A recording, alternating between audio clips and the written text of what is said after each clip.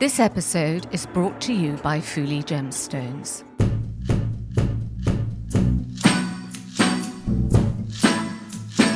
And I thought, should I wear the hat with the brooch and the headpiece and the sticks on my face? And I thought, why not? So I know Coco Chanel said take one thing off. I might put 100 things on. So it changes every day. Changes every day. I'm Carol Woolton, the voice of jewellery. Welcome to If Jewels Could Talk. I'm an author and broadcaster, and the woman who initiated the role of jewellery editor at magazines like Tatler and Vogue. This is a podcast for everyone, for people who do like jewellery, for people who don't realise they like jewellery, and anyone intrigued by fascinating facts, new ideas and forgotten histories. So join me as I tell sparkly tales and meet all sorts of people, delving into 4 centuries of jewellery culture and investigate what's happening now.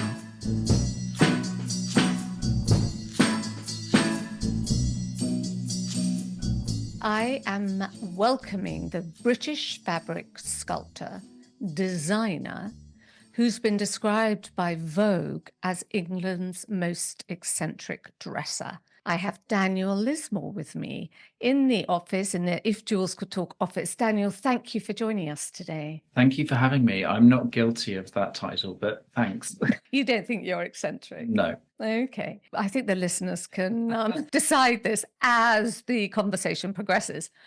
Basically, Daniel is a sort of walking work of art. His flamboyant dress sense serves as a form of statement, sculpture, and sometimes even armour. He's a self-confessed jewellery junkie. And we're going to talk about the importance of costume today. But first of all, Daniel, let's hear what you've got on today. He is a vision of gold in front of me. Well, I have a few, probably about 100 different things on some fabric, which I made in lockdown. I had all this broken jewellery in lockdown, and I got it all out. And I got some of these beautiful fabrics and started painting on them, and then started to embellish all these memories of me going out and breaking the jewellery and just sticking everything on. So a lot of things I wear, they have different memories for me. There's pieces from Naples, there's things from Taipei, Kenya, all kinds of like broken junk. And you sew it on the fabric. Sew or glue.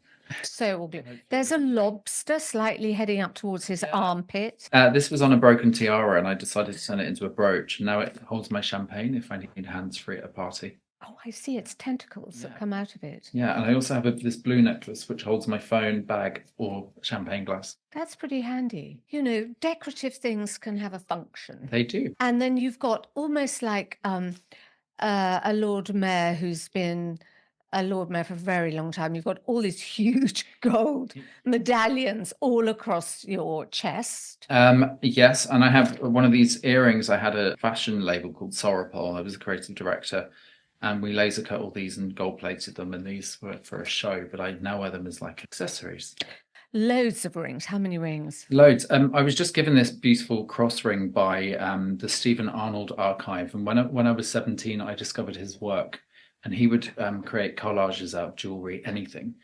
And this was his ring, and it's in all the famous pictures of him, and because I was so obsessed with him. Tell everybody who Stephen Arnold So is. he's a great photographer from the 70s. He was around with the Coquette movement, and he would create these stunning black and white images of these amazing, like, I mean, you have to look him up. Like I think he needs to be rediscovered. But these artworks, and he spent hundreds of hours curating them, painting people. I just got obsessed with him, and his aesthetic I kind of stole it, and I admit it. Also, I found the works of David LaChapelle, so I then questioned reality of why, we're sold all these things and we see all these fabulous people in these advertisements. We don't look like them, and we're never going to look like them. So I kind of like the idea of challenging that. So my brain started to form when I was 17, and I started to wear lots of jewelry, and then I stole my first diamonds were from my mother, and I stole them. It was a Victorian rose gold and pearl pin, and I wore it out one day, and she was like, "Oh, that looks familiar." And I called her up this morning telling her that I was doing this podcast,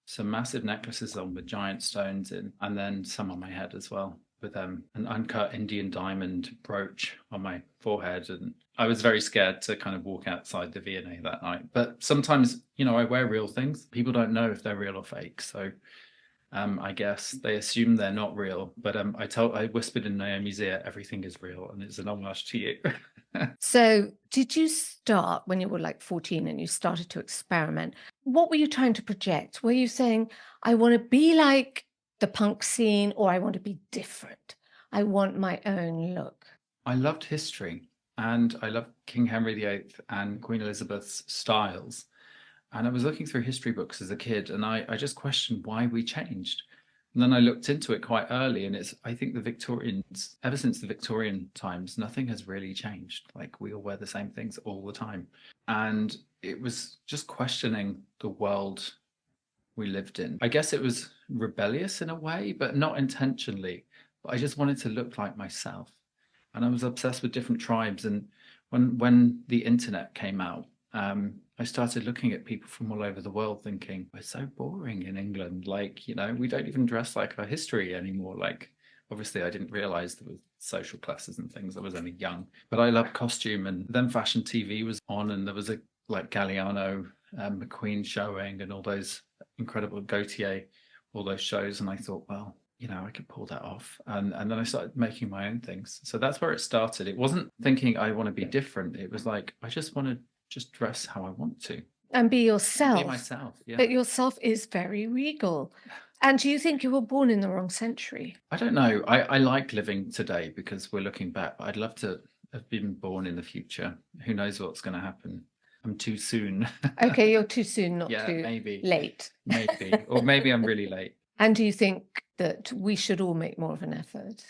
Why not? I mean, a lot of people come to me and they go, I just want to dress like this, but I can't. I'm like, yes, you can. Don't be ridiculous. Put it on. Why not? What if someone's going to say something good? They've noticed you. You're here. You're alive on Earth. You are allowed. That's how I see it. And it's like, it's okay. And if you don't want attention, you don't need to.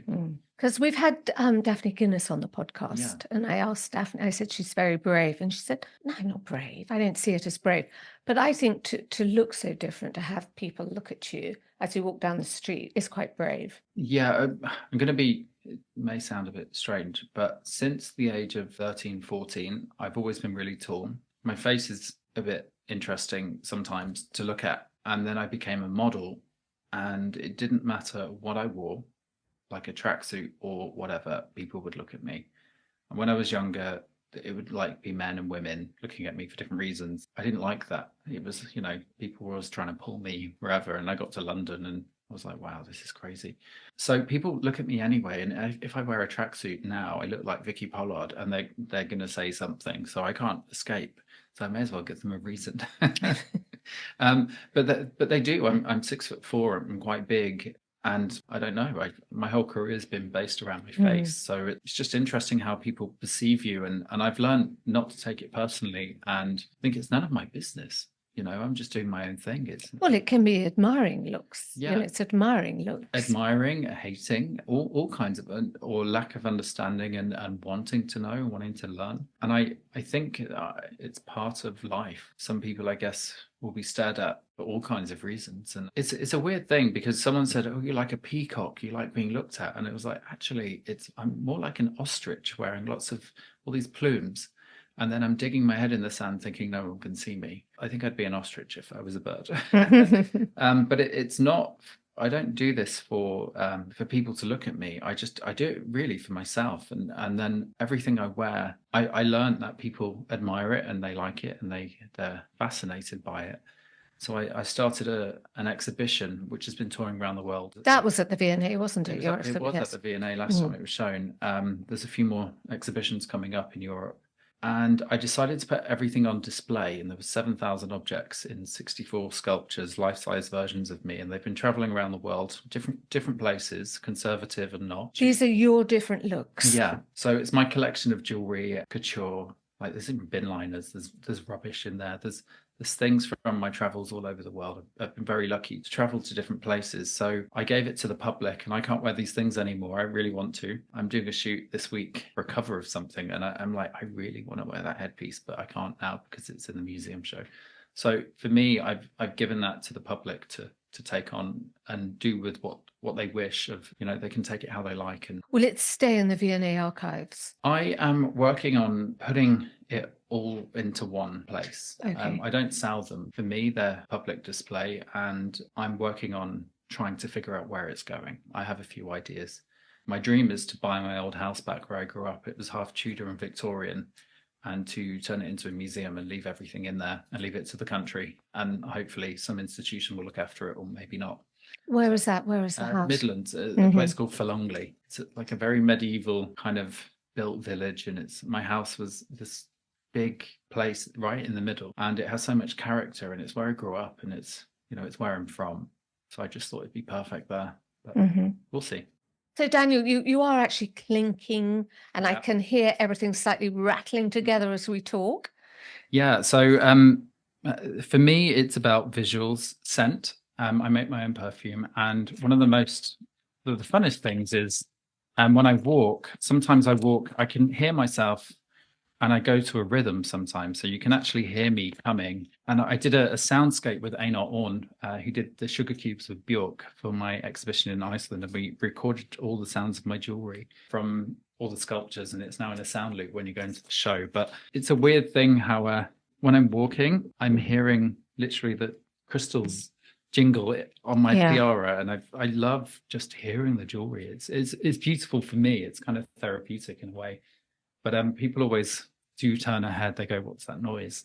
So I've always found that fascinating. You announce yourself before you arrive. Yeah, sometimes people say I can smell you before I see you, and I'm like, oh, I hope that's a good thing. How do you know that you've finished an outfit? Because it is you're a living, breathing sculpture. How do you know when you come to the end?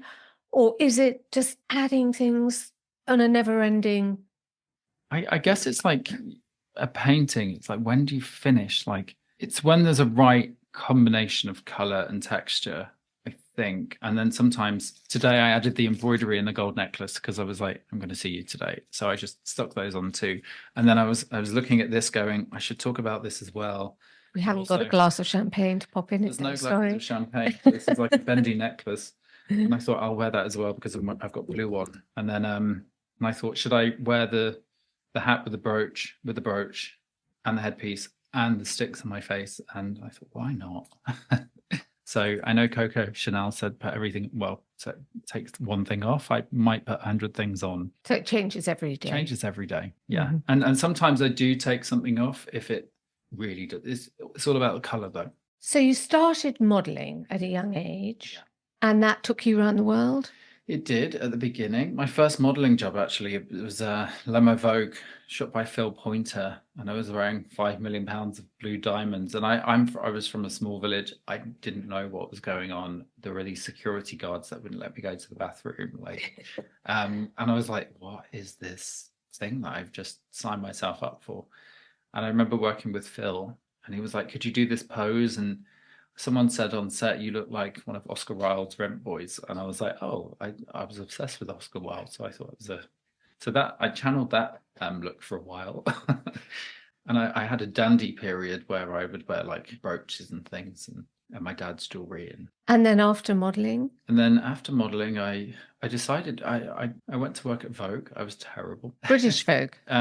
Vogue Russia International, and they also had the Vogue Nippon offices there. And it was Anna Harvey. Anna Harvey. Was incredible. Yeah. This is a great late Anna Harvey, who was a Vogue fashion editor for years. And then she spearheaded Vogue International and sort of opened up Vogue Russia, Vogue Korea. I mean, so many around the world she was responsible for. She would come into the office, and I'd be sitting right outside her office, and she would look at me and just kind of smile. And I think she admired some of the things. And then some days she would put an invite on my desk, and I was like, oh my gosh. Anna Harvey couldn't have been more classic if she tried. Yeah. I mean, navy blue, down up to the neck, down long sleeves, very, very chic, but plain. Very chic. So to have you both in the same office must have been quite amusing. Yeah, it was. And I remember not sleep. I slept in the loo because I had so much work to do. I didn't like that job. So you didn't stay there long? I didn't stay there long. Out of Vogue. No. And then I went to work in nightlife, the London nightlife scene, everyone from David Bowie to Boy George, even Gaga, they've all been through it, you know. Mick Jagger, all these incredible people, and they've been part of that. And I ended up being, I guess, one of the main characters of that scene. And I threw elaborate parties for years, and I had the club kids, and I think I was one of the first people to put everybody together, like royals and club kids and bag ladies, and literally from Soho, the Hare Krishnas turned up. Like I'd put everyone in the room, and everyone would be like, "What is going on?" And they would have the best nights ever. And then my look every week, I'd spend like the whole week coming up with the concept and the outfits, and they got bigger. There was a 6 foot by 12 foot look once. It was like a Donald Duck. I put a mannequin on so I could see through like the tummy piece. And then I started working with Nicola from Machete. He lived underneath me in the flat downstairs. He would then teach me how to layer and add jewelry pieces by So like watching what? him. What were his tips? Just to stack and add more. Mhm. Because some of the concepts were like really well, like they were made to look like that. And then they became a bit more, the outfits became a bit more freer over time. And he would like, put this there, put that brooch there, put this there, stick this necklace like this. So is it work in progress, or do you actually sketch a look and figure and plan? I don't sketch. There's a reason, and it's all changed this year, over the past year. But my art teacher told me I couldn't paint and I couldn't draw.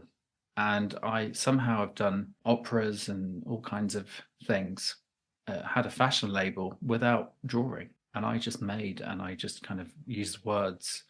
Even though I'm a visual person, I just wouldn't write anything down because I was actually scared. And then my therapist this year said, "Why don't you paint and draw?" And I looked at him like a crazy person. I was like, I don't do that. And the last year it's what I'm doing at the moment, painting and sketching. And now I'm showing in museums, which is mad. All my paintings have jewelry in them. So I can't get away from the jewelry. But so I never really sketched or painted. And when I did the opera with the English National Opera. So what was that? You curated or you designed an opera? Yeah, I designed The Mask of Orpheus by Harrison Birtwistle, and it hadn't been done since the 70s. And there were 3 versions of Orpheus and Eurydice, or Eurydice, or however you want to say her name, on stage at once. It was pretty crazy. I worked with Daniel Kramer. We worked for 2 years on the opera and then a year making. And we had Swarovski sponsor us. We had 450,000 crystals. We hand placed them all. Was that enough for you? It wasn't it. I did ask for more. I went to sleep to come up with these concepts. So I listened to the music and started dreaming. And what I do is get the notepad on my tummy and a pen in my hand with a hairband. And when I start to like fall asleep and trip, whatever that word is, when you start to get visuals, I made some squiggles and I look with one eye, look at the squiggles and go, that means this, that means that. So when I go back, you have to fall back asleep. When you wake up, you look at the squiggle and you go, okay, that is that visual. And then I had to write the visuals down in words, what it meant as much as I could.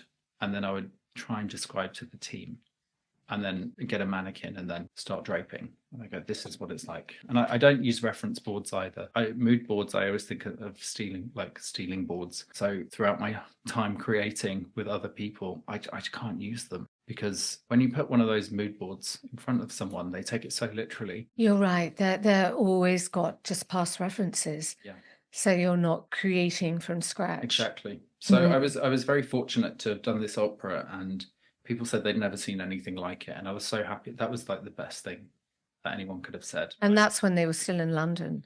Yes. Yeah. But it was a mad show. And now all those costumes I own, and they go into my exhibition every time it's shown somewhere. Okay. So, and I've worn them out as well. So where was that, when you were doing the fashion label at the same time? No, this was after. That was after the fashion label. Yeah, the fashion label. We made jewelry, we designed it and got it made by a great designer called Nico Yang in Taipei, and she would just come up with these incredible things. Like I'm wearing one of the rings. I lost a pearl the other week at the V&A. I dropped it.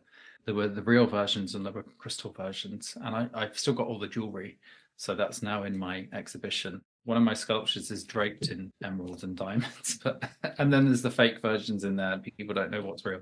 So that's kind of interesting to me. And how long did the fashion label last? It's still going, but I left. I think we did 12 shows with them. What, 6 seasons? Yeah. We were dressing people like Mariah Carey and Nicki Minaj, and we were invited. So what's it called? It was called Sorapol. Sorapol. Yeah. We were invited into the world of haute couture, like the actual syndicate, the people that made the artisans. And it was just because of how I dressed. And I think they were fascinated. And we got to learn via them. I never had any training. I didn't really I studied photography at college and then gave it all up to be a model.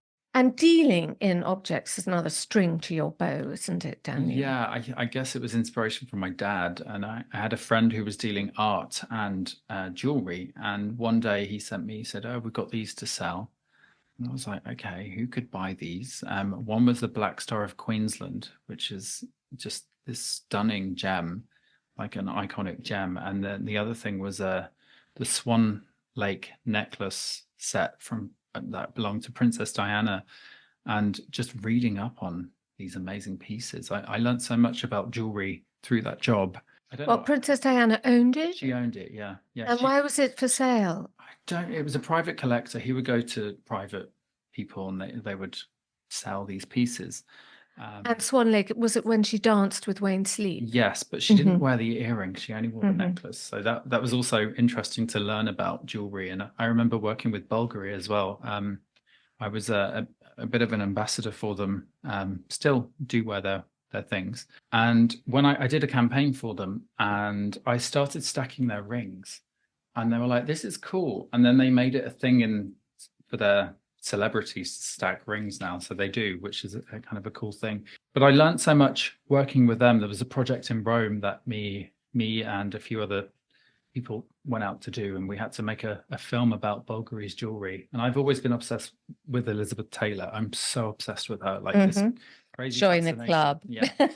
Her and her jewelry and the stories. And yeah. And we've done a whole podcast on all her stories. Amazing. Yeah. I need to listen to that. And so I learned so much about that. And Izzy told me, Isabella Blow, she said all clothes need a life and you've got to give them a life. And when I was going through that exhibition, I thought these things have seen some life. I just wonder what things we don't know. Everything you do has to do with costume, really.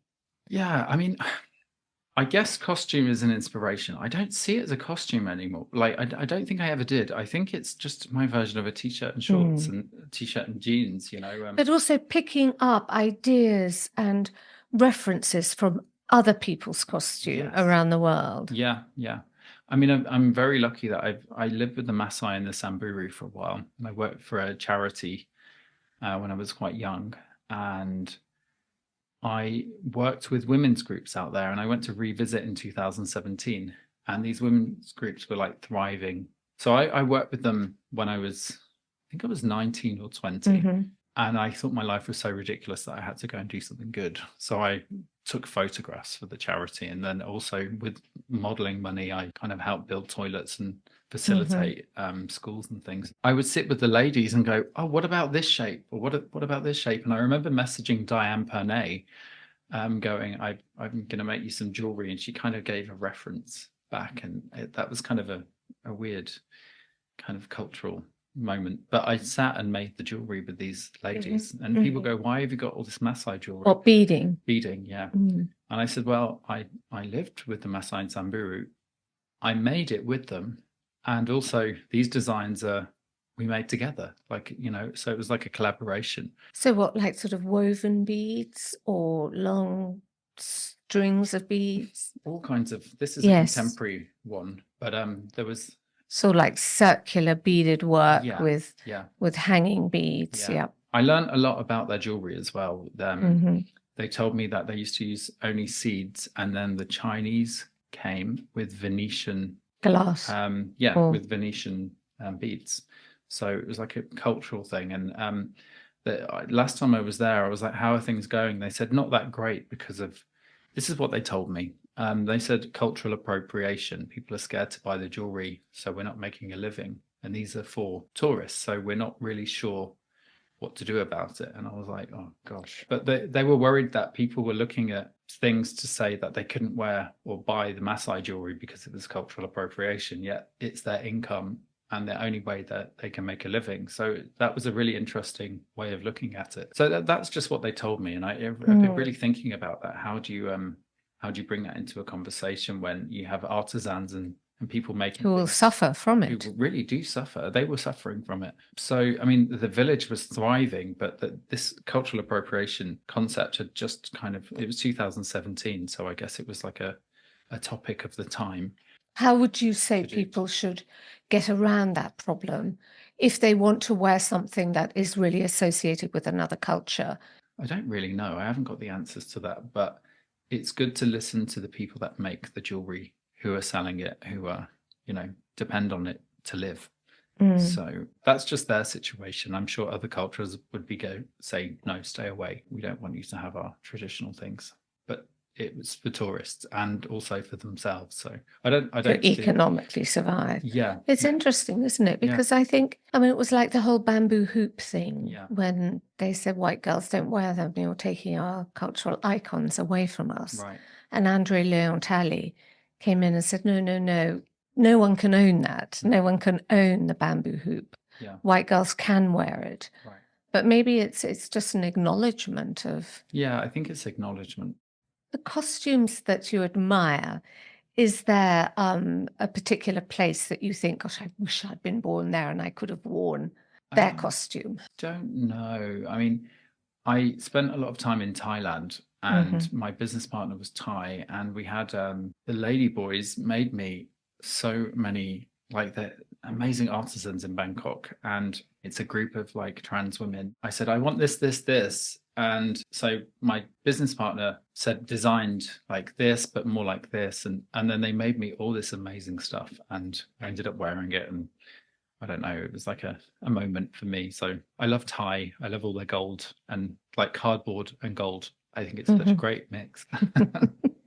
You also love Victorian jewelry. I love it. I love morning. Is that the period that you love most? I think I used to collect it because there was a lot of that stuff going into my dad's auction. But I love Victorian jewelry, and morning jewelry is amazing. I'm always a bit wary of the ones with the hair, because so many had the dead or somebody's hair within the locket or the ring. Exactly. I mean, I have some pieces like that. I mean, with your hair, you probably could have earned a fortune in the Victorian era, because women did sell their hair, literally. Yeah.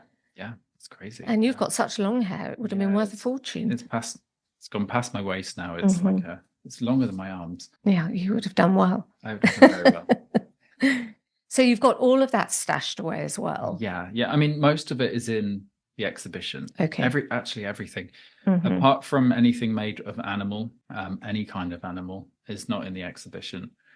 Things that I collected before I was even aware of certain things, but really old pieces, and that doesn't go in the show because obviously shipping is a nightmare. Sending things to different countries, you can't do that. So I'm not really sure what to do with all that stuff. I think I need to send it to a museum or something. And Daniel, haven't you made the world's largest necklace? I've been looking for a larger necklace and I don't think I found one, but I've been wearing these domes for years. And how they started were, we made them, they're kind of like, I guess they're made by people that make lights, and they are a dome shape, like half a dome, like half a circle with a hole cut in them. And they were originally made for skirts. And then Azealia Banks, the rapper, ordered 3 of them from us. She didn't pick them up. And I was going to the MTV Awards in Frankfurt, and I decided that I was going to wear one as a necklace. So I'd had to wear chainmail to kind of stop my bones kind of rubbing on it. And I wore it to the MTV Awards, and it was very popular. You could literally see me glowing in the crowd because the perspex kind of, when the light hits it, they glow up. So I've made loads of different versions of them, and I've used them. Some of them are huge. They're a nightmare to wear, but they're really big. And I've had people draped in them, like Lady Gaga poured champagne in one night at the Box in London, and I've had Madonna peer over one. Like, I had this moment with Madonna, and I had to sit next to her for like 4 hours in a party. We smiled, and I think her and John Galliano were taking the mick. I don't know if I should say this, but they looked like, when a dog has a cone around its neck. So I think that's what they were saying, and they were laughing. I thought it was funny too. Like, looked at them laughing at me, and I was laughing at them, and it was a moment. It was a camp moment. Didn't she ask you about it? No, but then she peered over it, and I went up to her, and at the end of the night, and I thought, she's going to go soon. I should talk to her, and I wanted to say the word Madonna because she's Madonna, and I said, Madonna, you inspire me so much. And I'm like, why am I saying this? Can't believe this is coming out my mouth. I said, it's not the music, it's just how you've always changed your image. It's fascinating to me. And I said, I really mean it. And she peered into the bowl and she went, I believe you. And I was like, that was either the loveliest thing she could possibly say or not. But then she gave me a lovely smile, and then she actually left. So these bowls like bring interesting moments. And what do you think about jewellery as armour, as protection? What do you think about that? Because there's so much of it at the moment. People saying, you know, big cuffs, big chokers are about protection. Do you buy into that? Or do you think it's purely decorative? I mean, I like the idea of decorative armour. For me, I have worn a suit of armour. I love it. And I think it's, in a way, mentally for me, if I'm wearing armor, I'm going out. The world can be cruel, especially if you look like I do, walking up the street through Dalston or wherever. And I just feel a bit more protected that I actually have the armor. And I think if someone did pull a knife out, they're going to have to get through all this stuff first. You never know. So sometimes I actually wear real armor, especially if I think I'm going somewhere a bit dodgy. So where have you got the armor from? We had it custom. When I had the label, we had so much of it custom made for shows. And I've got some old pieces, really old pieces. I was wearing butcher's gloves out for a while, and then I'd sew kind of gems into them. But we had them all made for us. We designed them, and So you haven't raided a museum collection? Not yet. Actually, they were all much smaller, weren't they? And shorter. You probably wouldn't fit them. Yeah. If anyone has any spare armor, we can put it Daniel's way. For my TED talk, actually, I thought, okay, my manager told me that the TED talk, you're speaking to millions of people, and I know it's been seen over 10 million times on Facebook, so he was right. And I thought, I've got to wear armor. I've literally got to go onto the stage. Like, no one can mess with me. And then Swarovski sponsored me as well for that, and so I crystallized everything. And I thought, I want to reflect all the light, anything that's coming at me. And it was just a concept just for me to stand on this red circle. And, there were people like Bill Gates in the audience. I was pretty scared. So I guess, in a way, wearing physical armor, I felt protected. Even though helps you mentally. Yeah. That's just me, though. But I'm not sure if, the fashion accessories are... do it, or I always think jewelry is somehow comforting. You literally can hold on to it. I always thought I had an Hermes hack, and I always thought, this is my shield, and I would walk in looking strange, whatever the word you want to say, and I'd walk in somewhere like in Hotel de Cap, and people would look at me either really lovely or going, oh, what is that? And then they would see the bag on my arm, and they would look up and smile at me. And I thought, this is almost like protection. Kind of it's interesting how people, I had so many people do that, stare me up and down, kind of going, what is that? And then they saw the bag, and then they looked up and smiled. And it's very interesting, Daniel, because you're very sensitive and you're very aware of how people's looks and how they react to you, but you're putting yourself in that situation. I mean, I think the world needs to change. I think I lost my fear. I had some terrible when I lived with the Maasai in Samburu, I saw terrible things with the charity, and then I was attacked very, very brutally when I was young. I'm lucky to be here. I was kind of pronounced dead for a second, and I thought, I'm living on overtime. What is the point of being scared? And the fear just kind of left me, and I don't care anymore. I could be in a room with thugs, gangsters, royals, whatever, and I just think people are people. Bad people are bad people, and good people are good people, and I'm just being me. It's none of their business. It's not my business what they think. And I said in my TED talk, I learned not to take it personally, and so I do see the strange thing. I couldn't see past my hand up to the age of 32 because I didn't realize I needed contact lenses. So I saw the world in a very blurry thing. And I read that Princess Grace of Monaco did the same. She didn't wear glasses, so she couldn't see people. And when I was 32, I was shocked that people because my friends always told me, walking up the street with you, people just do the weirdest things. And I'm like, yeah. But I couldn't see the reactions on their faces. And then I was actually, yeah, I saw them and I was like, whoa, this is crazy. So that's just, yeah, maybe it was ignorance. But now I see it and I'm just like, okay, that's interesting. If someone's mean or something, I go, I wonder where that comes from. Like, I don't go, oh, I'm offended. I go, so fascinating. So, yeah. And what do you think about the wider fashion landscape right now? The kind of the branded idea of fashion. I see it maybe in a Warhol way, that it's quite pop, but the destruction. I worked with Vivienne Westwood for 13 years. I knew her for about 17 years. And at the beginning, we met because we had the same ideas about things, about the world and the climate. And I remember doing talks about sustainability literally before anybody else was talking about it. I know that. Like, my mum said, you were doing it without those words, you know. And I really care about the destruction of the planet and what the fashion industry really does. And all these conglomerate companies saying, oh, we're so big that it's very hard for us to change. And I'm like, that's the most miserable excuse. So on that side, I think it's so destructive. And, you know, I think we should end the trend. I've always wanted to say that I was going to do a talk at BOF. And it wasn't good enough. I didn't feel right, but I was going to do a talk about ending trends. And I think if we stop people, well, people do what they want, but consuming, fine, I consume a lot of things, but I turn it into something I know it's going to end up in a museum. You're also reusing and keeping things forever. Forever, yeah. And it's never going to go, hopefully it's never going to go to a landfill. It will go somewhere, I hope. It's just very destructive. And you see the real effect on the planet, and it's all happening around us. I remember sitting in a room with Vivienne about 15 years ago, and we were with NASA. And NASA said all these industries, and they mentioned fossil fuel industries, the fashion industry, the technology industry. They said if they keep up the way they are, they drew a line. There's an artwork which Vivienne used for her climate revolution. I helped her start that whole thing off. And it was about everywhere under Paris would be uninhabitable if we went up by 4 degrees. And there would be pockets of South America, I think somewhere near like New Zealand.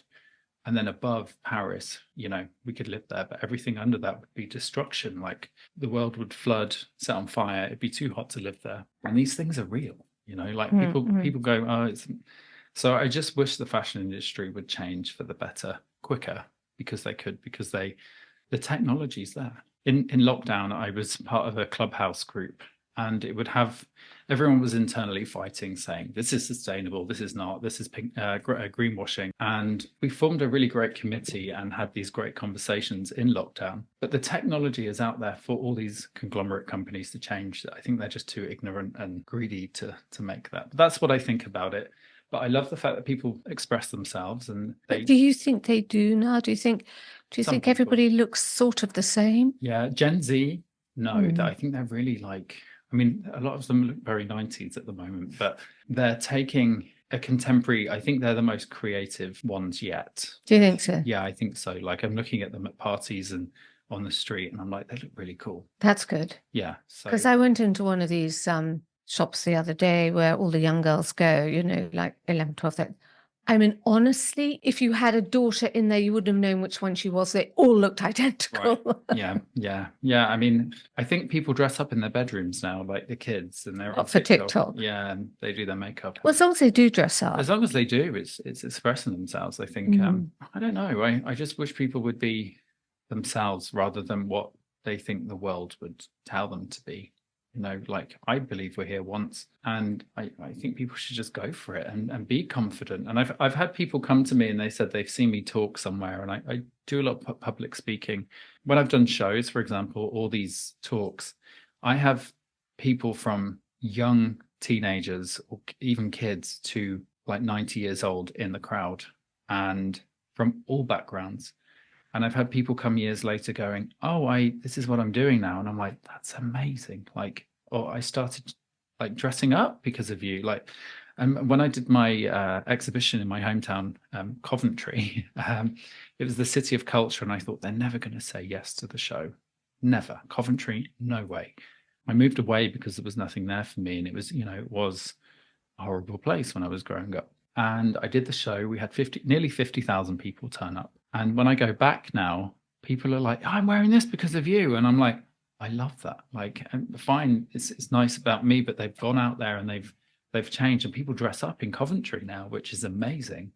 And there's been a few other cities, like in Naples, there's like a certain group of people that are a bit more elaborate. So it's interesting when I go to different cities and places, people come in, they get inspired, and they go off and do their own thing. And all of my shows, fine, all the work is about me, but at the end of the show, I have a mirror, and it's a quote I did in my TED Talk, and it said, who are you? How many versions of you are there? And most people take a picture of it and they walk out, and I've turned the whole show back on them. And it's like, go and be you. I'm not questioning. Maybe some people don't want to do that, but that's I hopefully as an artist I've helped some people, and if I've done that, I've done my job as an artist. So your message is be yourself. Everyone else is already taken. And sparkle and shine while you're doing it. And wear jewelry while you're doing it. Exactly. Well, Daniel, thank you very much indeed for sharing your philosophy with us. Thank you.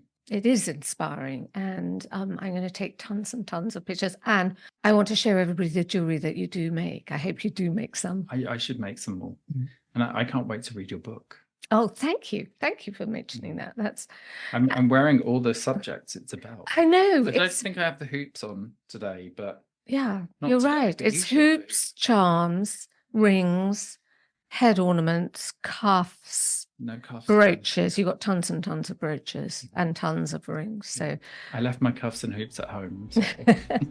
Next time. Thank you, Daniel. Thank you.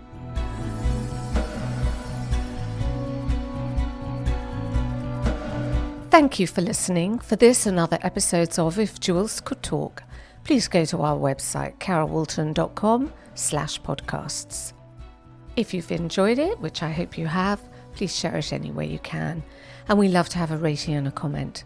You can find me at Carol Woolton, and we have a YouTube channel. Most excitingly, in the next couple of weeks, the book of the podcast will be out September the 26th, published by Simon & Schuster. The Financial Times covered it last week, saying the book from the hit podcast. So thank you, Financial Times. And we'll keep you posted about that, and join me again in 2 weeks for the next Jeweled Nugget. In fact, the next 2 episodes will be coming from Venice. We'll be looking at the history, the Renaissance, why it became the centre of the gemstone industry and how it helped create the global gemstone industry that is today. And then we'll be continuing a Venetian story in the following 2 weeks. So please join me then, and thank you so much for listening. If Jewels Could Talk with Carol Woolton is produced by Natasha Cowan, music and editing by Tim Thornton, graphics by Scott Bentley, illustration by Jordi Labanda. You can find our sponsors at fullygemstones.com and me at carolwoolton.com.